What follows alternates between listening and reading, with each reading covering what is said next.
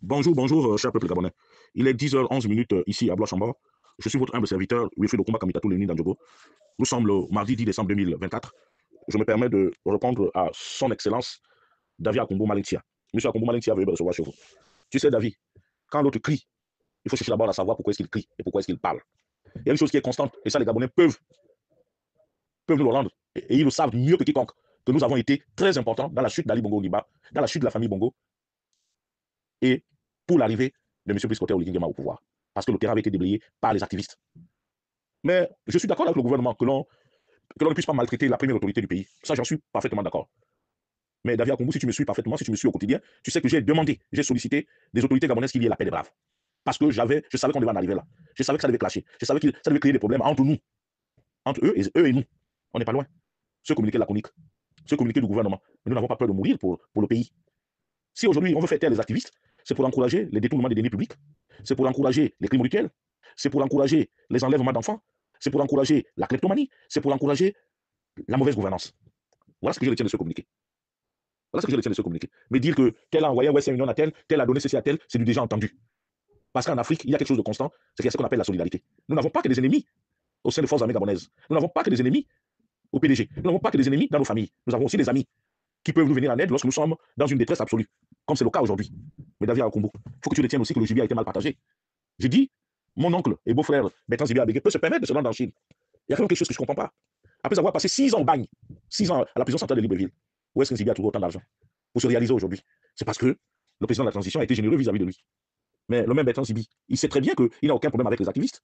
Il a toujours vécu dans le milieu de la contestation. Il connaît les problèmes de la contestation. Est-ce qu'il a fait son déplacement sur Paris pour venir dire que moi, je veux vous rencontrer, je veux qu'on discute, je veux qu'on mange ensemble, je veux qu'on règle les problèmes? Est-ce que Zibi l'a fait? Aujourd'hui, nous constatons que mon beau-frère et ami Zibi se permet de menacer d'aller nous porter plainte devant les juridictions à Libreville. Il n'y a pas de problème. Qu'il parte. C'est son droit le plus absolu. Ce droit-là, il est inaliénable. Parce qu'on dit souvent que là où s'arrête ta liberté, c'est là où commence celle des autres. Et M. Bertrand Zibi est bel et bien libre de faire ce qu'il veut. Quant à M. Pierre-Paul Malingonjou, il faut qu'il comprenne que si jusque-là, nous n'avons pas déversé la bile sur lui, c'est d'abord parce que nous respectons M. Zakarin Boto, qui est son beau-père et père. Et parce que nous respectons la mémoire de Mme Zakarin Boto, tante Marie. Et parce que nous respectons Yaya Chantal Liboto. C'est pour cela que nous sommes restés bouche cousue depuis hier soir. Nous n'avons pas voulu l'affronter sur la place publique. Rien que pour ça. Donc, à un moment donné, moi, je pense que arrêtons de faire du cycle ou bien de jouer à l'intéressant. Ça ne nous grandit pas. Nous avons besoin de construire ce pays. Lorsque j'ai été reçu par son Excellence, Monsieur le Président de la Transition, grâce à M. Jean-Christophe Onongema, grâce à Bertrand Zibi Abégué, nous sommes arrivés, nous avons discuté. Mais moi aussi, j'ai fait. Qui a dit que nous n'avons pas droit à une réinsertion sociale? Qu'est-ce qui ne dit pas que nos comportements sont dus aussi à l'oisiveté? Vous savez que lorsqu'on ne fait rien aussi, ne travaille pas en France qui veut. Ici, quels sont les boulots réservés aux Noirs? Tu peux avoir des diplômes académiques affirmés, confirmés. Tu peux même avoir appris dans les universités françaises. Mais nous ne sommes pas suffisamment intégrés ici.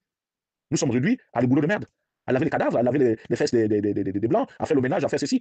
Même si on dit souvent que dans la vie, il n'y a pas de son métier, il n'y a que de sortes de gens. Ça, nous en sommes conscients. Mais ces boulots-là, c'est parce que nous voulons, il faut qu'on vive, il faut qu'on mange.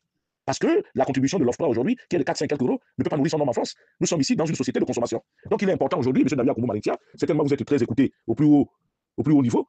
Nous sommes prêts, du moins moi, et certains activistes qui m'ont appelé pour dire que nous sommes prêts à faire la paix avec le pouvoir. Nous sommes prêts à faire la paix avec les autorités. Et puis David, il y a une vérité qui est là. Nous n'avons pas été les enfants de cœur. Il faut que tu le saches aussi. Donc aujourd'hui, même regagner le pays, même si le président de la transition a la volonté, ou même si le président de la transition a passé une éponge sur, sur nos injures, sur nos comportements belliqueux, sur notre mauvaise foi, mais sache aussi que David Akoumou, nous avons été des bourreaux de beaucoup de familles. Nous avons gaspillé des carrières.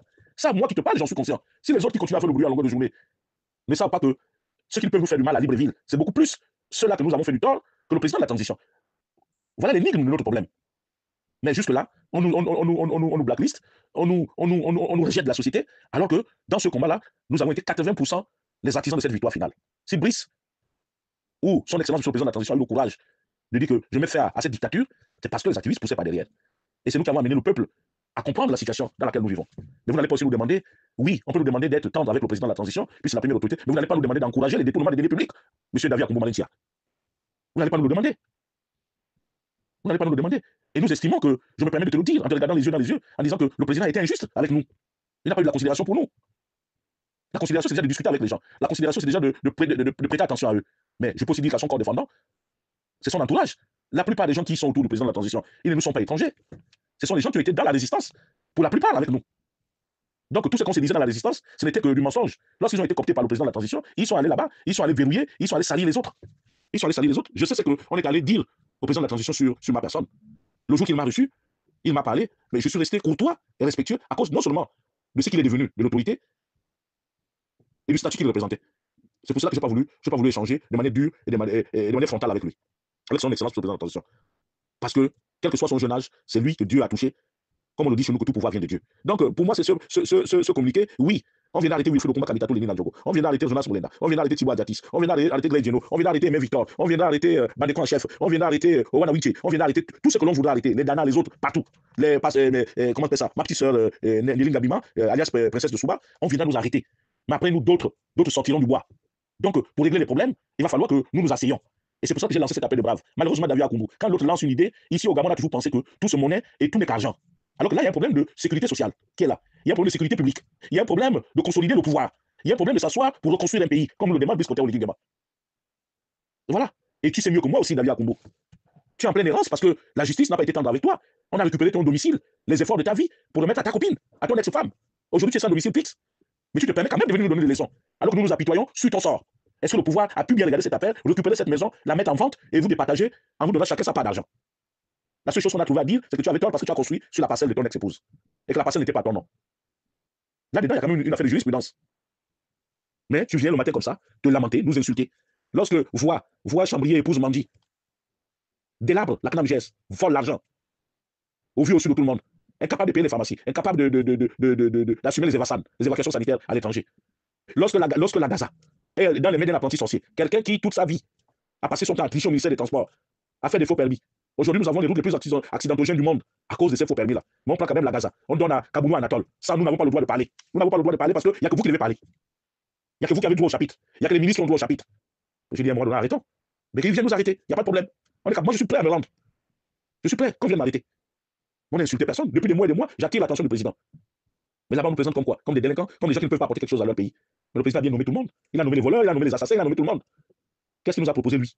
Même ce qui peut nous revenir de droit, c'est-à-dire que le CGF, on bidouille les élections. Aujourd'hui, à côté de l'Oligui, il faut avoir un parent. Tu n'as pas de parent, tu n'as pas vos chapitres. On est revenu à la case départ. Mais c'est ça là que nous dénonçons. Mais nous n'avons pas, moi, ce qui me concerne. Je considère que M. Brice Côté Oligui est le président de la République. Mais en termes d'âge, j'ai vu le jour avant lui. Donc ces femmes sont mes belles filles. Qu'ils couchent avec X ou Y, ça, c'est pas ma tasse de thé. Ma tasse de thé, c'est qu'ils puissent aider le Gabon. Mais aujourd'hui, comme hier, j'ai toujours attiré qu'il faut rééquilibrer. Nous sortons d'un référendum où les Gabonais se sont exprimés. Le taux d'abstention, bien qu'élevé. Et puis le baromètre de nos élections au Gabon, c'est où? C'est la France. Mais s'il y a eu un chef d'État, même s'il est patron du jeune au pouvoir, s'il y a eu un chef d'État qui a mobilisé près de 10 000 Gabonais lors de son arrivée ici, en France, c'est bien M. Brice Côté Oligui Nguema. Mais comment peut-on expliquer qu'au mois de juin, il mobilise autant de personnes et qu'au mois de novembre, il puisse être battu ici à la différence de 50 ou 100 voix? Mais tout simplement parce que nous avons constaté que entre les promesses et la réalité sur le terrain, c'était le jour et la nuit.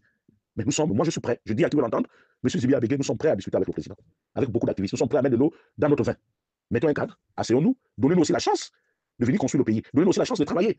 J'ai 54 ans, dans 8 ans je vais à la retraite. Mais pourquoi est-ce qu'on ne me met pas à l'épreuve de la gestion du pays?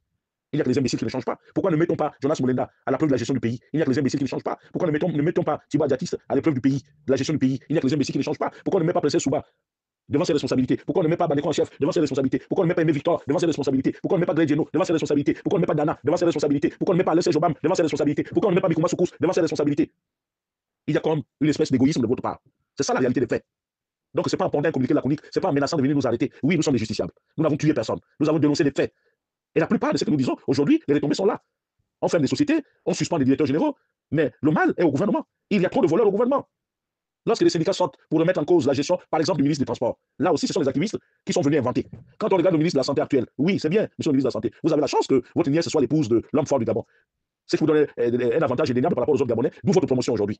Mais n'oubliez pas que vous avez laissé des casseroles au CHU de Libreville, où vous prenez toutes les recettes, vous mettez dans votre poche. Ça, personne n'en parle. Nous constatons qu'hormis les suspensions, les gens ne vont pas en prison. Donc il n'y a que nous qui éclairons les populations, qui éveillons les populations. C'est nous qu'on vient s'en prendre. Monsieur Ngonjou, s'il vous plaît, bon, je vous respecte, très cher beau-frère, mais je crois que la pilule est trop amère à avaler. Je vous sais suffisamment intelligent. Je dis, j'ai ouvert le cadre, nous souhaitons absolument discuter. Et nous avons un ministre de la diaspora qui nous considère comme étant ses rivaux. Bon, c'est de bonne guerre. Et il n'y a pas longtemps, par exemple, que son Excellence Madame l'ambassadeur a commencé à prendre le taureau par les cornes en discutant avec nous, en nous recevant, ou bien que ce soit elle, que ce soit le consul, que ce soit les sécurités qui sont au niveau de l'ambassade, pour essayer de comprendre ce qui n'allait pas. Mais nous sommes dans une situation où le gibier a été mal partagé. Et vous savez que lorsqu'il s'agit de la nourriture, tout le monde veut bien avoir son assiette bien pleine, mais jusque-là, l'assiette de la diaspora, l'assiette des activistes ressemble à un bateau ivre. C'est-à-dire qu'il n'y a rien. Vous avez mangé toute la chair, nous n'avons que les os. Donc, Monsieur le Président de la Transition, pensez à nous, sachez que nous sommes disposés à venir travailler, nous sommes disposés à regagner les rangs de la République. Et je profite de la même occasion pour présenter mes sincères excuses aux autorités que nous avons salies injustement, ou bien à ceux-là que nous avons fait du tort, de bien vouloir reconsidérer l'opposition par rapport à nous, que ce soit moi, que ce soit Thibault, que ce soit Jonas, que ce soit Aimé Victor, que ce soit Gray, que ce soit qui que ce soit. Donnez-nous aussi notre chance pour pouvoir vous montrer de quoi nous sommes capables. Moi, je peux gérer une entreprise. Une entreprise, on a des techniciens autour. Il faut seulement éviter de mettre la main dans l'argent d'autrui. Pourquoi vous ne donnerez pas les sociétés de transport à un Wilfried Okoumba Kamikatou, ou bien à Aimé Victor, ou à d'autres personnes? Donnez-moi la Sogatra. Je vais la développer. Vous allez voir comment les choses vont se passer, comment les choses seront faites. Nous avons aussi besoin de challenge, Monsieur le Président. Malheureusement, à vos yeux, nous sommes des délinquants. Eh bien, comme nous sommes des délinquants, ben, chaque jour que Dieu fait, eh bien, nous nous radicalisons. Le radicalisme, ce n'est pas seulement chez ceux-là qui font éclater des avions en vol, mais la radicalisation aussi est due, la radicalisation des activistes gabonais est due au mauvais traitement que vous infligez à nos parents sur le territoire, que vous infligez aux populations gabonaises. Donc, Monsieur le Président de la Transition, qu'il vous plaise de bien vouloir aller jusqu'au bout de votre logique. Au-delà des suspensions des directeurs généraux, nous aussi, nous voulons les voir en prison. Ça va décrisper un peu les litiges que nous avons avec votre gestion. Mais nous n'avons rien à vous reprocher. Vous nous avez libérés, nous vous devons cet acte héroïque, mais ça ne veut pas dire que vous avez aussi le droit de nous piétiner. C'était Wilfried Okoumba Kamikatou, Lénine Nadjogo, depuis Blois-Chambord. Je vous remercie.